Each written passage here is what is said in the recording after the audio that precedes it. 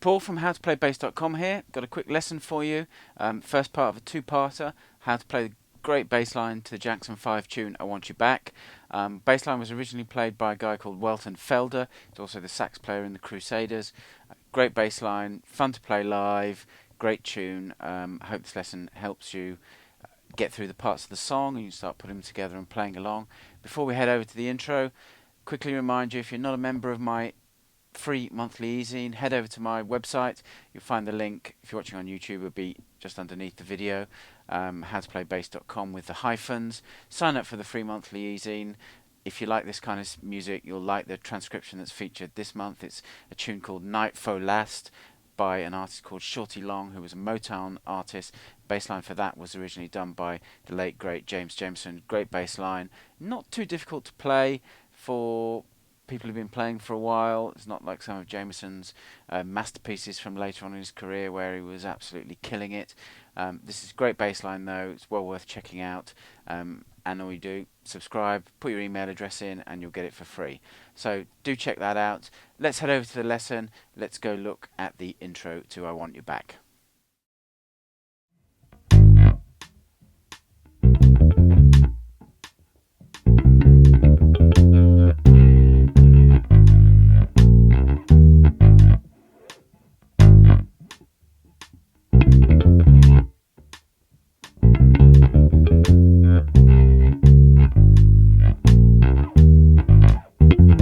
Okay, you just saw the intro being played slowly with the metronome. Metronome was set to about 85. The original tempo is around the 100-101 mark. Let's talk through the notes for the intro. It's an 8-bar pattern, two almost identical 4-bar patterns. I play the first 4-bar pattern. I'm sure you're recognizing this pattern.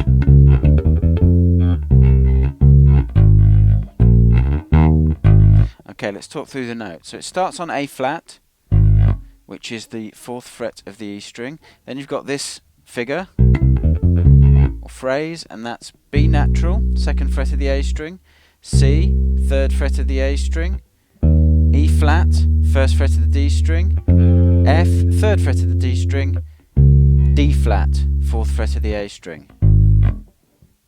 And then you've got this phrase, and that's B flat, C, D flat, 1st, 3rd and 4th frets of the A string. Then you've got D natural, E flat, E natural, F, and that's open string of the D string, 1st, 2nd and 3rd frets of the D string respectively. Now when you get to that F, then you've got that F is the first note of this pattern.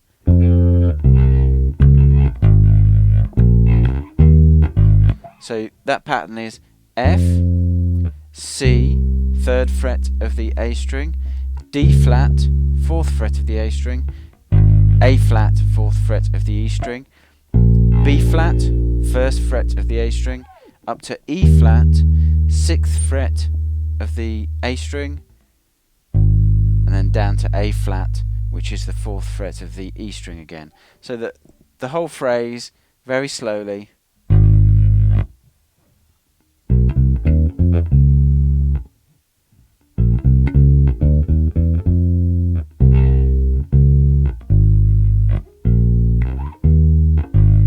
Now, the second 4 bars are identical to that, except you've got a little run in the last bar. So the last bar of the second 4 bars goes.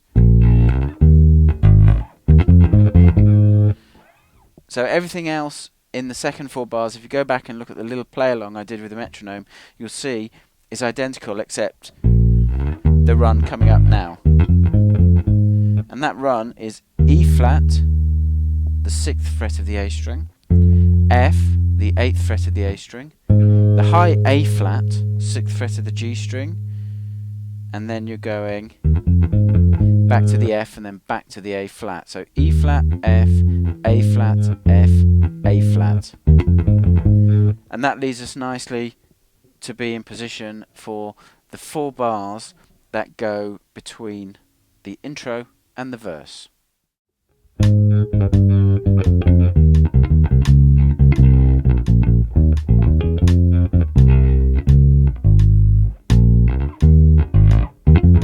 Okay, those 4 bars between the intro and the verse start here, and this pattern also forms the basis of the chorus, which we'll cover in more detail in part 2 of this lesson. So it starts here, and that's the first bar. So you've got A flat at the 6th fret of the G string, played twice, G natural, 5th fret of the D string, sorry, F, 3rd fret of the D string, E flat, 6th fret of the A string, C, 3rd fret of the A string. And so you've got 2 on the A flat, 2 on the G flat, then you've got 2 on the F, and down to the E flat, and then you've got this little pattern which goes from C to E flat back to C. Then that takes us to the second bar, which starts off on D flat. So it's D flat, C, B flat, and you've got this run, which is E flat, back down to B flat, back to E flat, E natural. So let's look at the locations. You've got D flat is the 4th fret of the A string. Sorry, I had to think about that for a second. C, 3rd fret of the A string. Then you've got B flat, 1st fret of the A string. E flat, 1st fret of the D string. Back to B flat, back to E flat, then E natural, 2nd fret of the D string. Okay, and 2 bars to go in this pattern, and these should sound very familiar because they're pretty similar to the last 2 bars of the 4-bar pattern of the intro.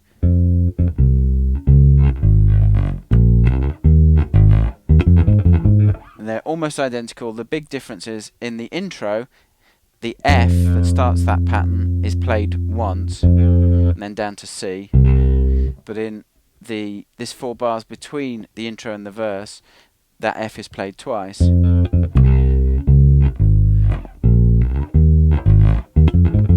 then everything else is the same as in the intro, so you can pick the note locations up for there. Okay, let's move on to the verse.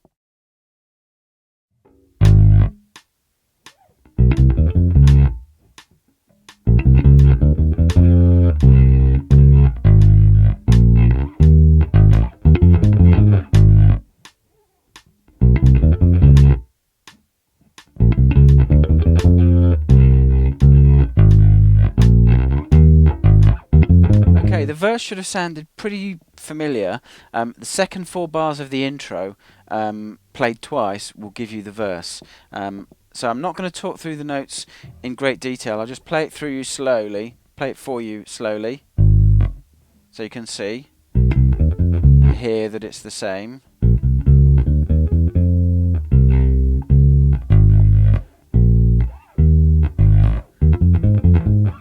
Now I just want to show you something there. When you're playing, you've got that run and you finish there on the high A flat, and then you've got to get back down to the low A flat.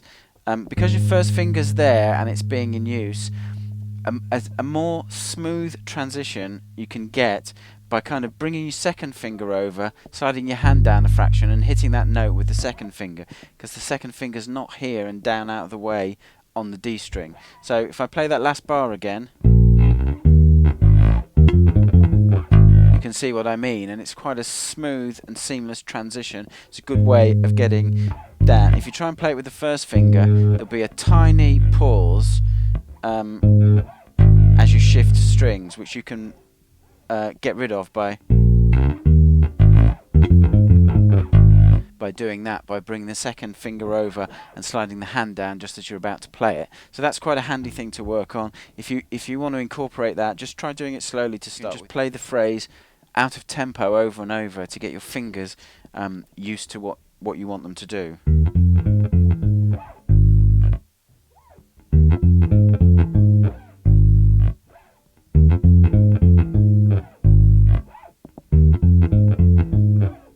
Done it a few times, it starts to feel natural, and you can start putting into tempo. That pretty much sums up the first part of the tune.